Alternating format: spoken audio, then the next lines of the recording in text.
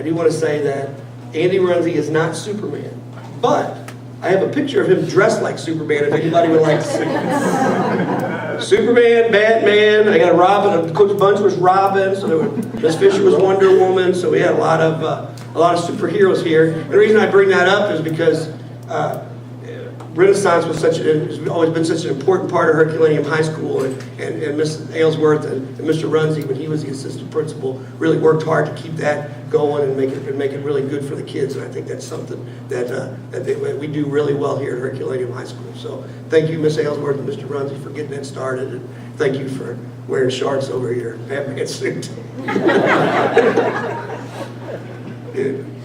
I was going to say something else. It'll just get me in trouble, so I can't really get in trouble anymore. Dr. Cripter, you don't even yell at me. I love it. When I first got here, Andy and I we talk about tradition, we talk about what's important to kids, and how things like the Hall of Fame and things like the Victory Bell, those things, how important they were. Not only, and I know I'm going to speak for Andy here, but I can speak for myself, and probably about half the people in this room or more. Probably the best time of your life and the most important thing you ever did was strap on, Mr. Hunter back there, when you strapped on that helmet with Coach Helms, you felt like you were part of something. And I can say the same thing when I played basketball. Andy and I shared a basketball coach, even though I'm several years older, as you can tell, than Andy. We shared a basketball coach. And I still take great pride in being part of that Crystal City basketball tradition. Don't throw anything at me, Coach Helms, I know. But I take great pride in that. And I think that if I ask you to play baseball for Mr. Runzi, or you played football, you'd say the same thing, because that gave you a feeling of being part of something bigger than yourself. And I think that's what this Hall of Fame is about. Because we talked about it over and over, many times. Sometimes drinking cherry wine, sometimes not, just drinking sweet tea. And he'd make me listen to that stupid song, and he knows country songs. But I listen, because I don't like a lot of people, but that guy I really like. So I listen to country music just for him. So I just want to make this short. I know people at that table will probably say too late, but I'm going to move on. But the important thing was how important this was, not only for the kids at school, but the kids as they moved on to their life in the community. The idea of this Blackcat Hall of Fame and things like that. And Andy was great about it, because Andy just said, you should get it going. You take care of it, run with it, and do it.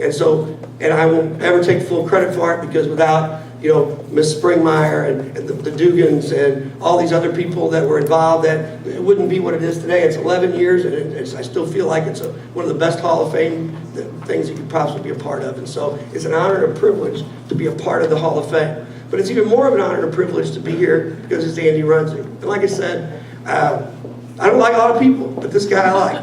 And so I would be remiss if I didn't say three things, and I'll stop, because I promise you the speakers who will come after me will be more eloquent than I, and they'll do a better job. But I have to get this out, because if I don't, I'll feel like I didn't give the boss everything he deserved.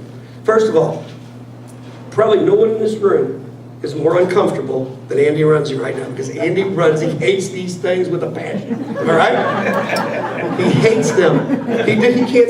He is so uncomfortable, and when he gets uncomfortable, it makes me laugh. I love it. So I try to say things that make him uncomfortable through our friendship, and I do a pretty good job of it most often than not. He makes that face and shakes his head, and it's a lot of fun for me.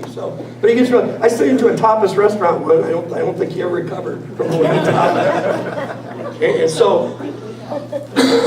He's very uncomfortable.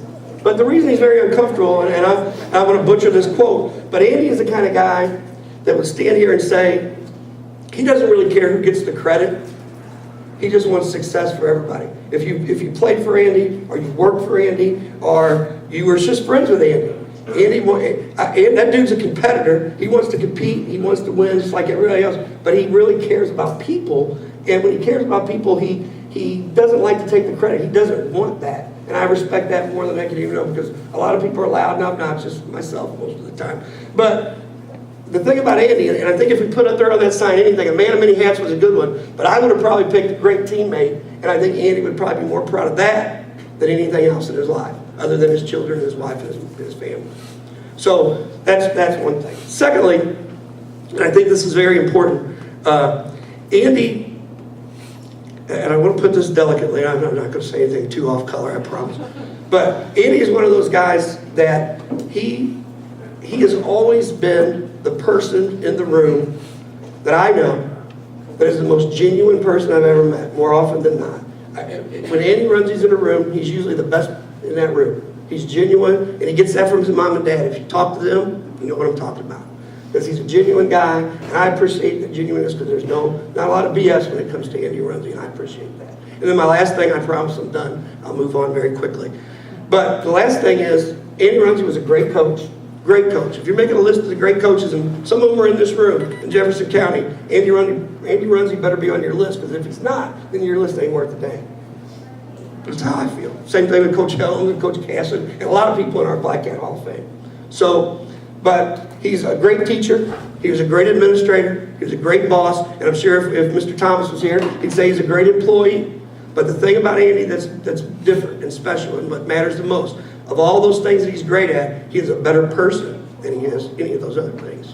I'm not going to cry. But I feel like Coach Casson. I feel like I'm just Coach Casson here. And that's the thing that I like about Andy, and his lovely wife Debbie and his 3 great kids. I challenge you to talk to his kids and not walk away impressed. And the reason you walk away impressed is because those people made him into good people. And that's important, and that's probably the most important thing that Andy's ever done. I had the privilege of working with Andy. I used to tease him and tell him, Andy, you are the oldest young man that I know. He was always so serious. So we balanced each other, because he can tell you were probably the most immature old woman that I know.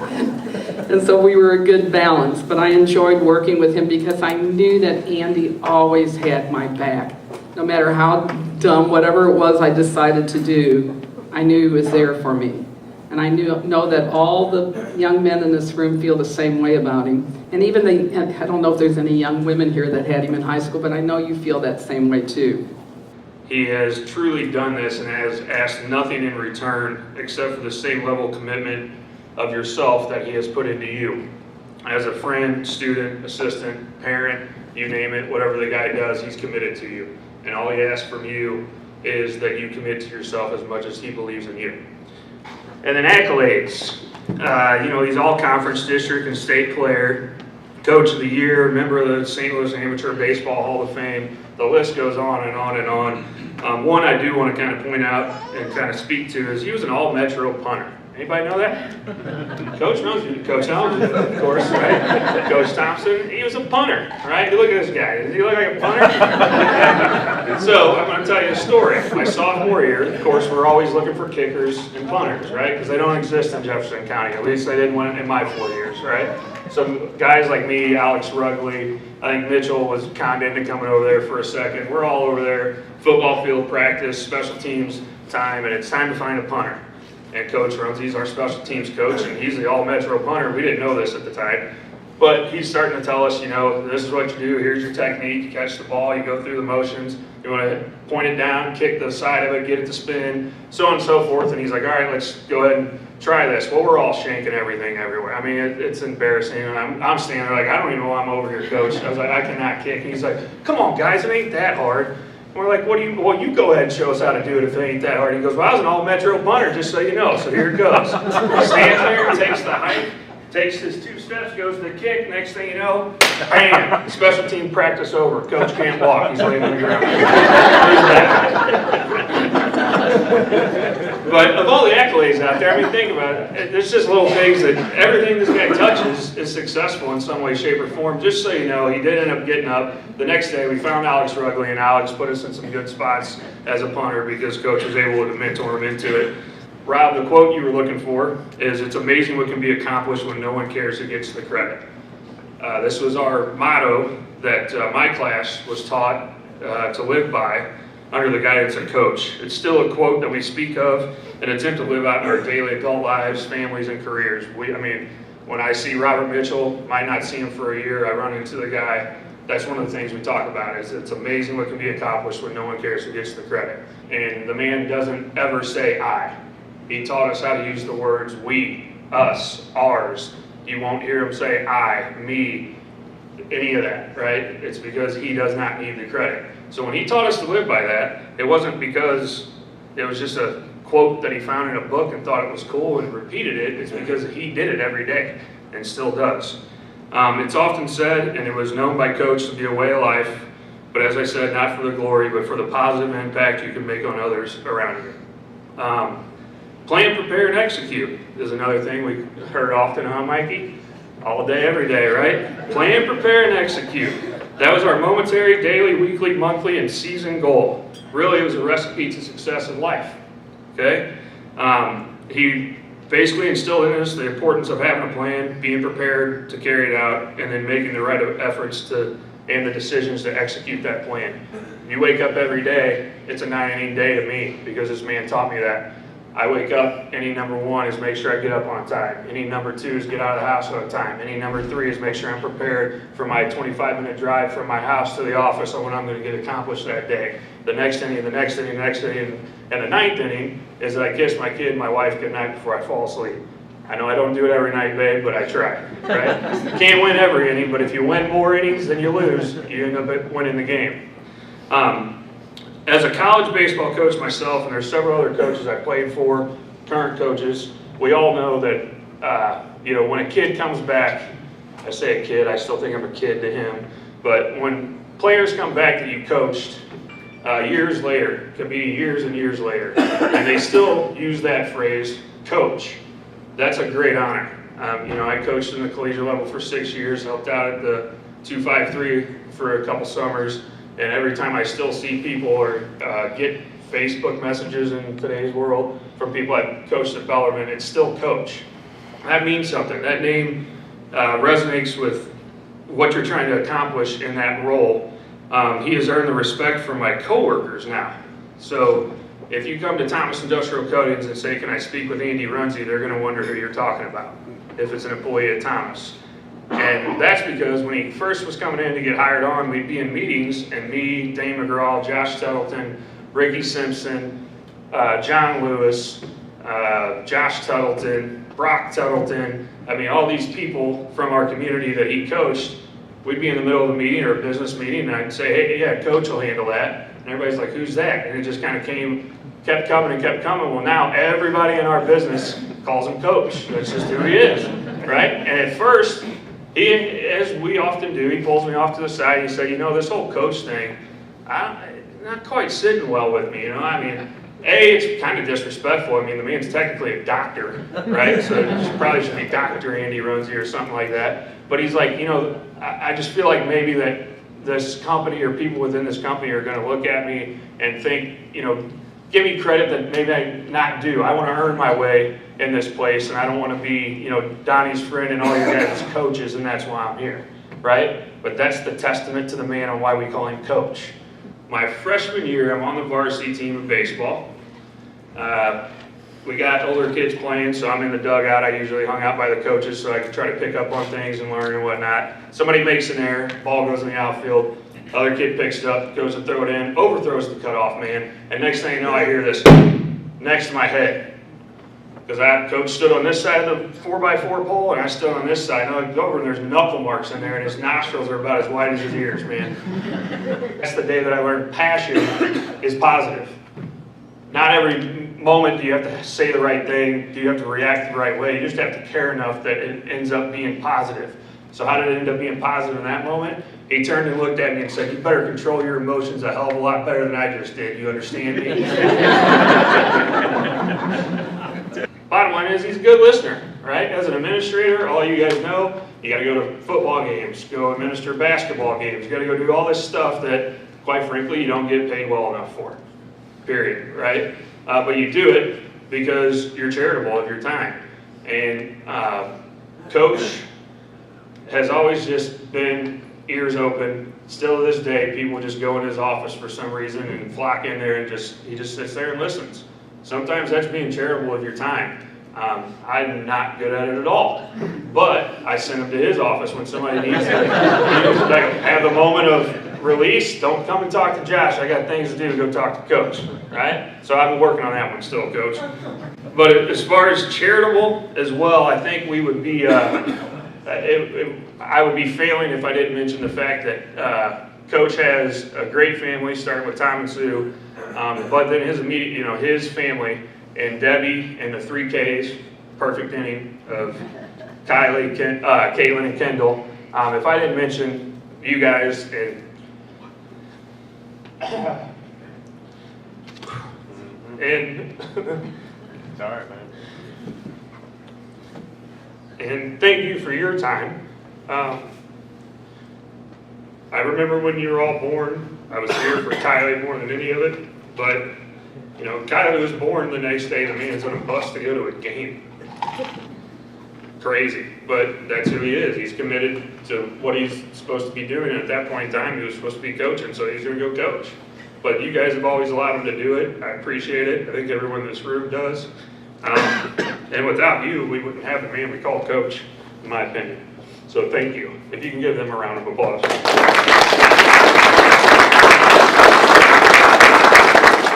Ended kind of with a quote here. A good coach can change a game, but a great coach can change a life. Coach, thanks for changing many of us in here, our lives. We appreciate you. Ladies and gentlemen, it is with great pleasure that we present the newest member of Herculaneum High School Hall of Fame, Dr. Andrew Runzi, Coach.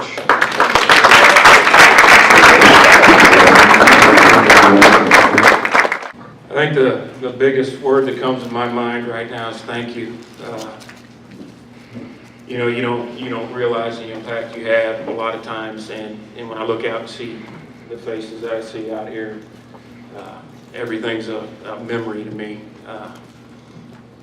There's something I can tie to each one of you, and I'm appreciative of it. You know, I look over here and see man of many hats. One of them I don't see up there is one thing you need to be if you're going to coach at Herculaneum. That's a good groundskeeper.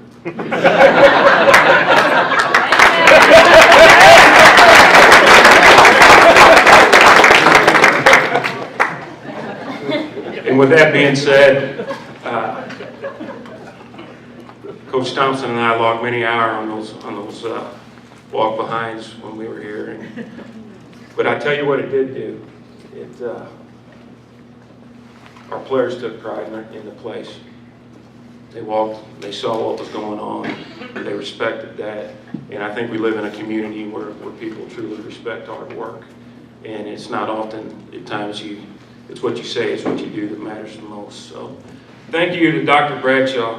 You know, Rob and I have we've shared many nights together and talking about things, talking about life and talking about what success was and those type of things. And you know, it's one thing to work with somebody, but it's another thing to work with a good friend, and I always value that. Mrs. Sobel, you know, you're always in the background doing what you do, and please don't take this the wrong way. I was told a long time ago there's show horses and plow horses. And you're a very pretty plow horse. You know, I always told Dr. Bradshaw I felt like this Hall of Fame was reserved for a select few people that put their heart and soul, sweat into the students, the facilities, the programs, and the communities. I'm honored to be thought of in this category, and to be honest with you, I'm still not convinced that I qualify. I think about the people that are in here, and I think of there's so many names that come back to me. J.L. Hortons, you know, Stan Helms, T.J. Springmeyer. You know, I think back of Coach Helms leaving football practice and getting his tools out of his van at that point in time and going up and building stuff for the homecoming. You know, I still think one of the coolest things that's ever happened here, and if you remember it, then you remember something special. When the prom was up on the hill and all those different people came together and built the floor, built it. And then the tent went up and the parents came in and we cooked steaks. I think there was carriage rides and all those different things. When we were in Jeff City, I was walking through an English class. We did what you call walkthroughs. I think some of you in here know what those are. 5-minute walks, whatever. What do we call them now? Okay. We changed things a lot, Coach Thompson. I was walking through an English class where a very good English teacher was giving an assignment, and the assignment was as follows. Pretend you are a bowl of soup. The ingredients in your bowl of soup are what make you you. The ingredients symbolize the people you met in your travels and who have shaped your thoughts, actions, and beliefs. Some of these ingredients make the soup taste good, some make it taste not so good. Some make the soup taste spicy, while others may taste bland, but are necessary part of the mix. What ingredient and how much of it is determined by you and only you. Write down the recipe for your soup and explain in detail its ingredients. I always remember that lesson and have reflected on it many times. I've thought of it a lot more lately and realized my bowl of soup is not perfect. I also realize some ingredients are more subtle than others. Mr. Robert Evans was Bobby and I's bus driver when I was in school. He passed away in 2014 at the age of 96. He was a World War II veteran. His son, Dr. Ron Evans, is a member of this Hall of Fame. My sister and I were his first stop. Melissa were the first stop for Mr. Evans each morning. He would pick us up on Scenic Drive down number 1 Fairway. We were the only ones on the bus until we got to the number 9 tee box. He was no nonsense, but always took the time to talk to us about our grades and what we had going on in school. And I can remember him saying just before I got my license how important it was to be responsible when you drive a car. What a first-class life. I went to elementary school at Roy A. Taylor, where you could hear our principal, Mr. Freeman, walk down the hall. He could quiet the entire building. He had a limp and he dragged his foot, and you knew he was there. My classmates and I were under the care of lifelong teachers, Mrs. Raymer, Mrs. Eichenberger, and Mrs. Short, to name a few. Mrs. Funston taught us how to square dance and had a paddle as long as she was hung next to our door. We never saw her use it, but we always knew it was there. In middle school at St. Thomas, Mr. Jarvis was our principal. I was glad to have Miss Skinner and Miss Buckeye as my teachers. Mr. Dugan taught my favorite class, PE. We played a lot of floor hockey and dodgeball, which are 2 activities outlawed in public education.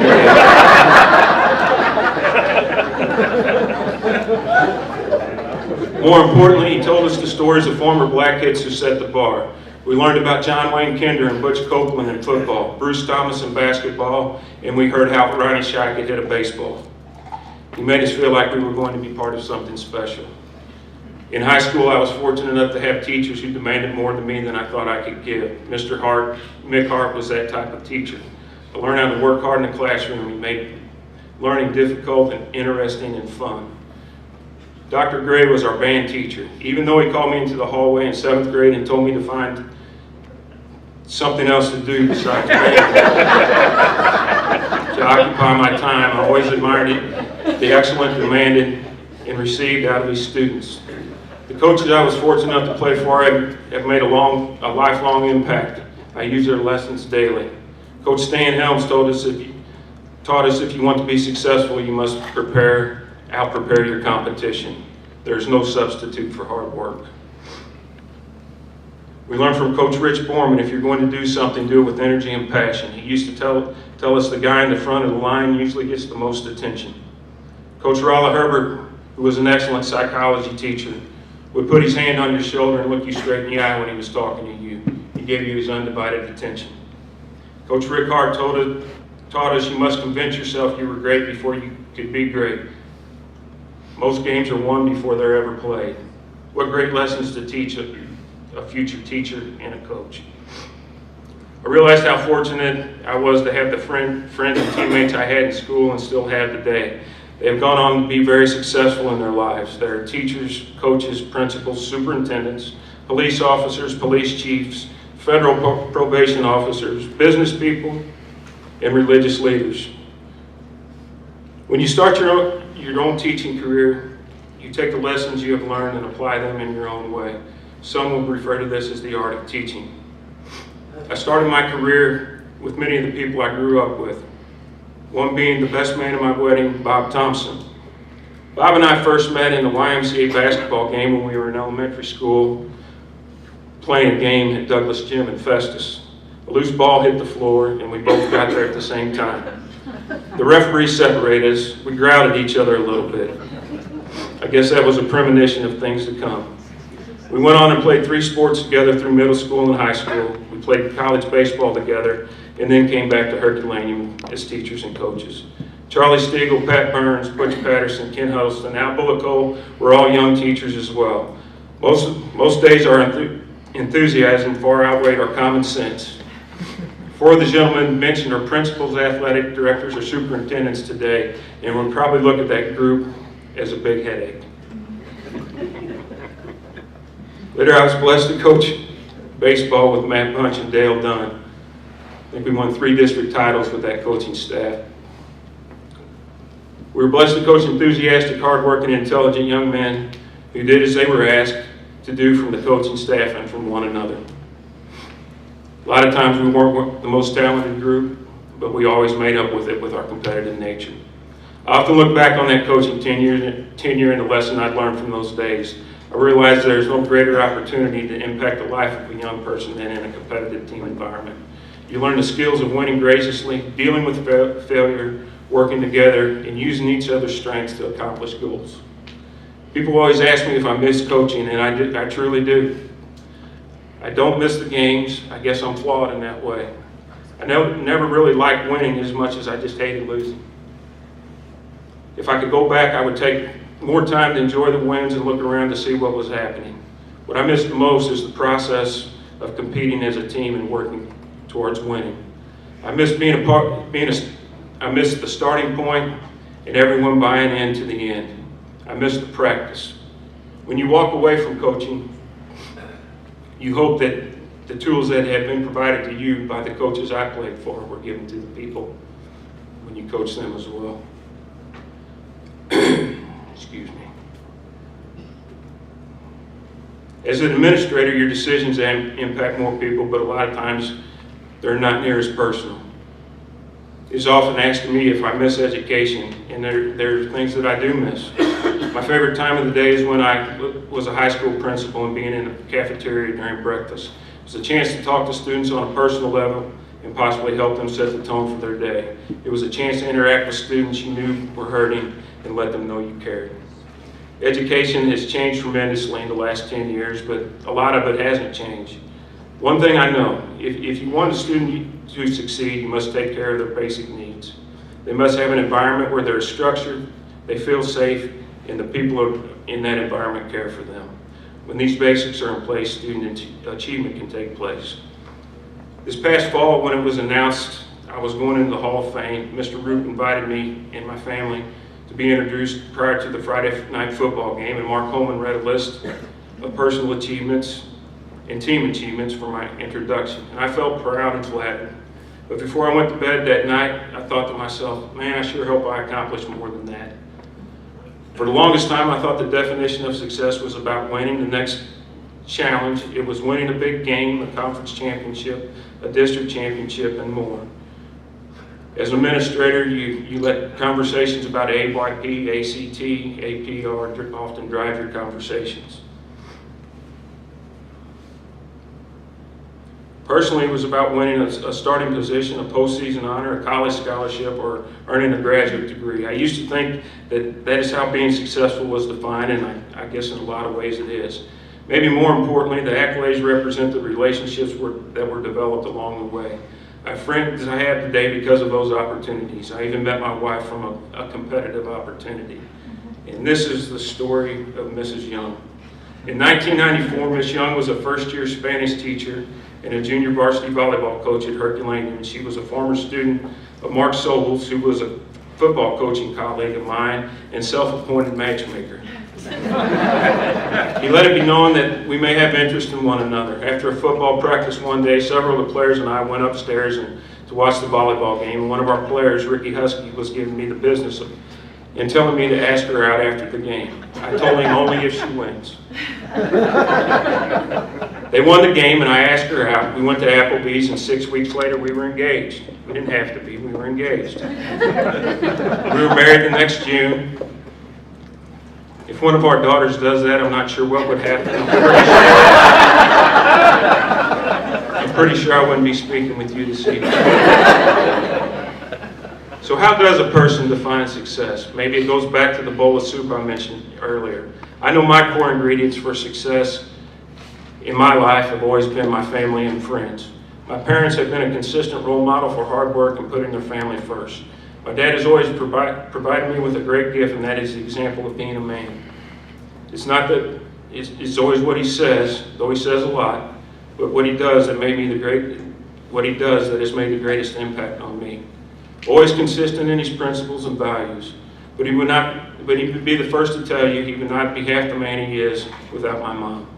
She's a great example of what it means to be a genuine and kind person. She taught me to do the right thing, even when the right thing isn't popular. My wife Debbie, I guess it was more part of God's plan, because how we started doesn't necessarily make sense to most.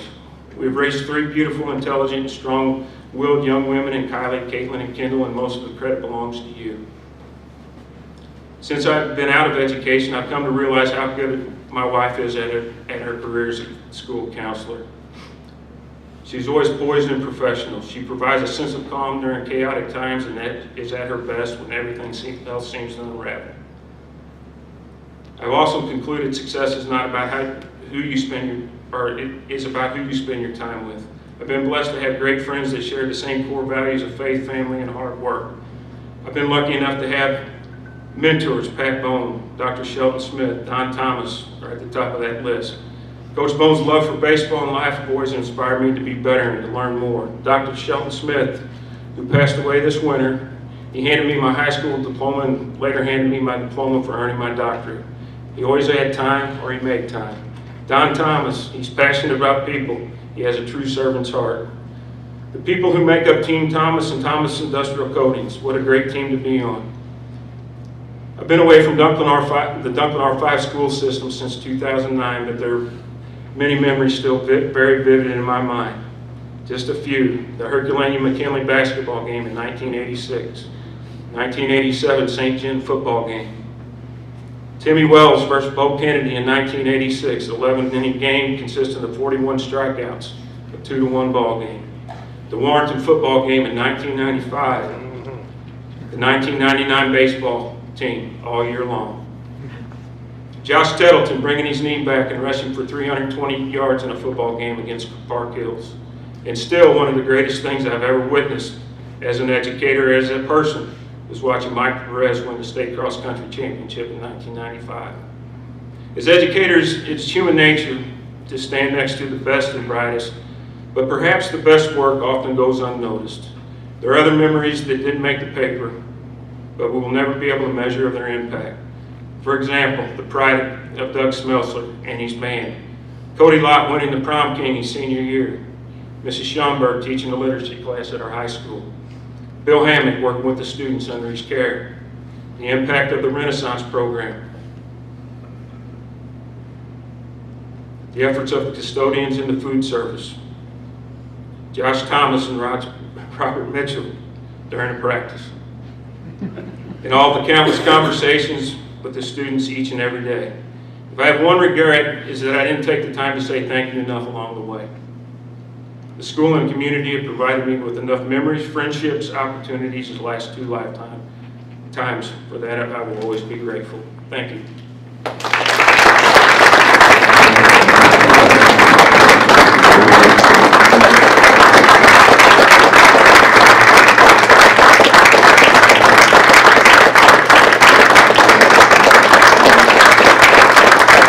Well, I do want to take this time just one more to say thank you to all the Hall of Famers that showed up tonight. Thank you to the administration, cooks, and thank you to the ladies who decorated, Ms. Sobel and Ms. Fisher, and I forgot Ms. LaPlante last time, so I want to make sure she was here to decorate as well.